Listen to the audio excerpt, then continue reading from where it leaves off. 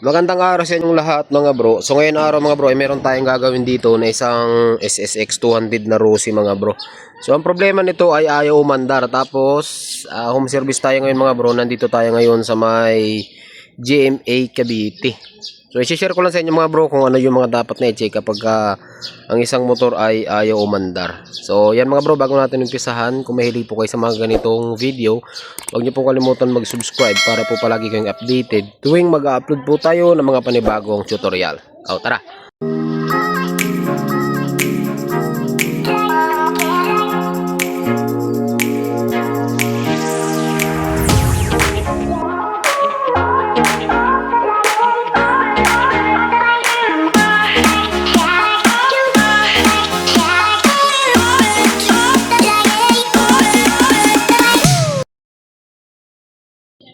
Kung nakikita nyo mga bro, bali kalas-kalas na po yung mga fairings nya, yung harness nya. Iba na rin, ayun yung dating harness, oh. Ayan, oh. Diba? So tinanggal na ni bro yung mayari, pinapaandar niya to. Ang problema, hindi nga mapaandar mga bro.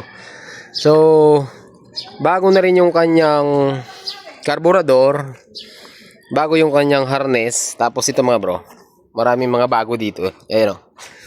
Bago yung starter, bago rin tong stator. Ito yung stock na stator, ito yung bago. Tapos bago rin yung nakakabit. Ayan, oh.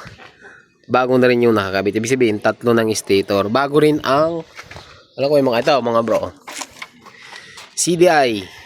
So bago rin yung CDI. Ang problema mga bro, ito kasing CDI na to mga bro, yung mga SSX 200 mga bro, DC po yan.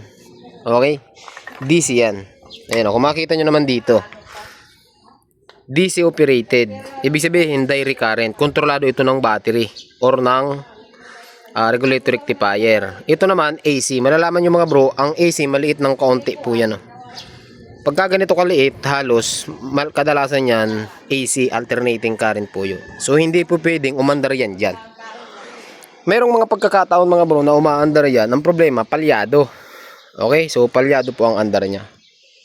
Tapos ano po ba? Ito, bago na rin yung starter relay, bago na rin yung switch, bago na rin yung handle switch. So ito yung ibang mga piyesa mga bro, yung tangke. So yun nga mga bro, ayaw umandar to. So sabi ko naman sa inyo mga bro, kapag ayaw umandar ang isang motor, malimit po yan. Tatlong bagay lang yung chine-check natin. Bukan natin. Ayaw talaga. Ayan. So kapag ganito mga bro, ayaw umandar, sabi ko nga sa inyo, tatlong bagay lang yung i-check natin. Unang-una yung compression. Sa nga pala mga bro, yung ganitong SSX na model, meron po itong decompression. Okay, so yung cams nya, meron siyang decom, kaya hindi siya ganun katigas. Ayan, oh. Yung iba kasi mga bro, SSX 200, yung ibang SSX 200 mga bro, napakatigas po ng kicker nya. So dito, halos kaya natin siyang kamayin, kaya meron siyang decompression. Unang-una mga bro, kailangan may compression. Kahit naman decomp, walang problema. So may compression. Pangalawa, dapat mayroong kuryente. Pangatlo, dapat mayroong gasolina para umandar yung isang unit. So ito, kapag kaya umandar, basic troubleshooting lang ang gagawin natin dito mga bro. Kung napapansin nyo, bago rin yung battery dayway. Okay, so bago rin yung stator. Umpisahan natin mga bro. Dapat alam nyo mga bro yung mga basic dito para mapaandar nyo siya ng matino, ano. Ayan. So bago natin umpisahan, hindi ko na uulitin mga bro. Bago ko umpisahan, i-share ko lang sa inyo yung mga wiring function ng ganitong klaseng mga motor. Tapos ang isa pang problema dito mga bro, yung ano niya, pang Rossi 150. So hindi siya pang SSX talaga na 200, pang 150cc yung nabili niya. Kaya kung mapapansin nyo mga bro, nandito yung regulator rectifier, oh. Ito nandito yung regulator rectifier, pero yung harness niya, nandito naman yung stock na regulator rectifier, dito nakalagay. So mali. Ibig sabihin, magdudugtong tayo ng wire. Itong wire na to, idudugtong natin papunta doon. So mahaba-habang trabaho ito mga bro. Pero shortcutin ko na, gusto ko lang makita mga bro sa inyo. Papaandarin lang natin. Hindi ko na gagawa ng tutorial kung paano natin ilalatag yung harness kasi napakadali lang po noon, napaka-basic lang noon. Gusto ko lang mga bro share sa inyo kung ano yung diskarte para mapaandar natin siya. Okay, dito mga bro, umpisahan natin dito sa stator. Dito sa stator mga bro, malimit po yung sa SX200, mayroon lang siyang, ayan o, mayroon po siyang 4 na wire. Okay, minsan 5, minsan 4. Yung 2 dilaw, papunta yan ng regulator rectifier. Papunta yan dito dapat. Ayan, yung 2. So dito naman, connected siya sa orange tsaka sa yellow. Yung 2 dilaw. Yung green, papunta yan ng CDI. Negative na may stripe na white. Tapos yung blue na may stripe na white, yan yung pulser natin. Papunta po yan dito. Ayan. Yung green na yan, yung solid na green, yan yung ground. Yung isang green, negative ng pulser yan. Tapos yung blue, ito yung pulser natin. Ito rin yun. Okay? So, yun lang ang connection ng stator. Ayan. So, dapat, ang gagawin dyan mga bro, isi-secure nyo na itong blue na to, connected talaga yun dun. Kasi kung nangyari yung blue, akala nyo connected, pagdating pala sa gitna, putol pala, hindi talaga aandar yan. O hindi magre-release ng kuryente yan. Ganon din po yung kulay green na ito. So dapat, yung green na yan, nakakatawid yung papunta sa CDI. Okay? So maliwanag tayo dyan mga bro ha. Punta naman tayo dito sa rectifier. Ito. Yung stock ng rectifier mga bro, yung 2 dilaw, dito papunta yan sa stator. Tapos yung green, yan yung ground. Yung pula mga bro, ito yung papunta ng battery. So dadaan muna sa ng fuse bago pumunta dun sa susian, sa ignition natin. Okay, ganun po yan. Tapos yung pula na may stripe na puti, ito po yung supply sa headlight dapat. Alright? Kasi yung itong SSX, umiilaw lang to kapag umaandar yung makina. So ganun po yung function ng ganun yung function ng rectifier natin. So punta naman tayo dito sa CDI.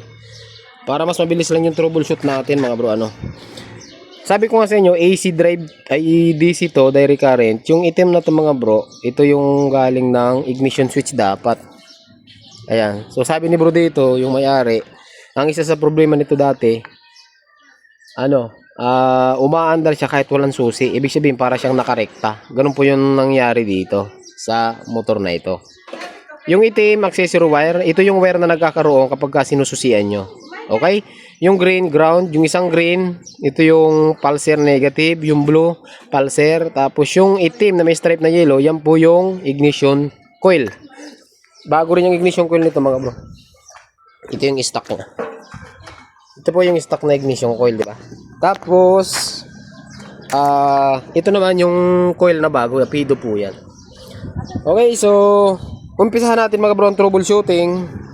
I-check muna natin yung tinuro ko na sa inyo yung function. I-check muna natin mga bro yung function niya kung kumpleto ba.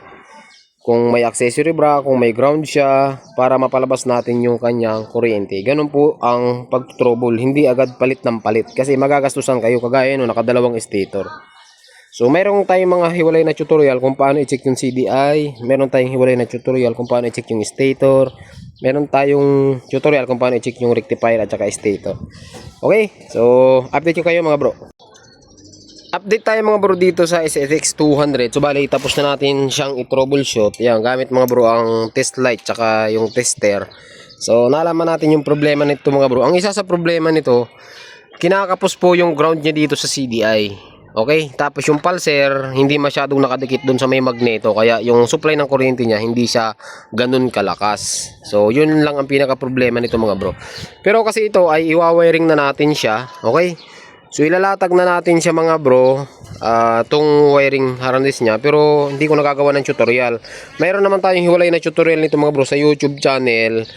Yung mga function ng bawat wire, meron tayong mga video niyan, hanapin nyo na lang. Pero gusto ko lang pakita sa inyo mga bro na ito ay umaandar na po ito.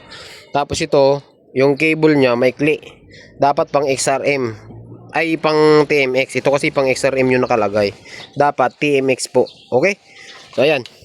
So gusto ko lang paandarin. Gusto ko ipakita sa inyo na running na po yan. Okay? Okay? Ayan o, umandar na po yan o.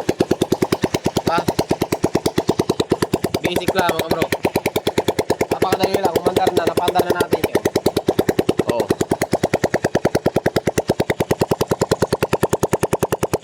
ganda mga bro, tahimik pa yung... Ang problema nito yung susian, hindi namamatay oh. Kahit susian mo ayaw. Patayin natin. So ihahanapin natin yung problema nito, bakit hindi siya namamatay. Tapos hindi ko nagagawa ng tutorial mga bro, ulitin ko yung pag-harness natin kasi napakatagal po nito mga bro. Kung bibidyohan ko lahat, mahihirapan tayo mga bro. Hindi naman mahirap, ibig sabihin yung pagbibidyo napakatagal po. Alam ko naman sa inyo na minsan ayaw nyo ng mga mahabang video. Kaya siguro mga bro, dito na natin tatapusin yung ating tutorial. Sana nagkaroon kayo ng idea dito sa wirings ng Rusi SSX200. Ulitin ko mga bro, ngayon araw ay home service tayo dito sa may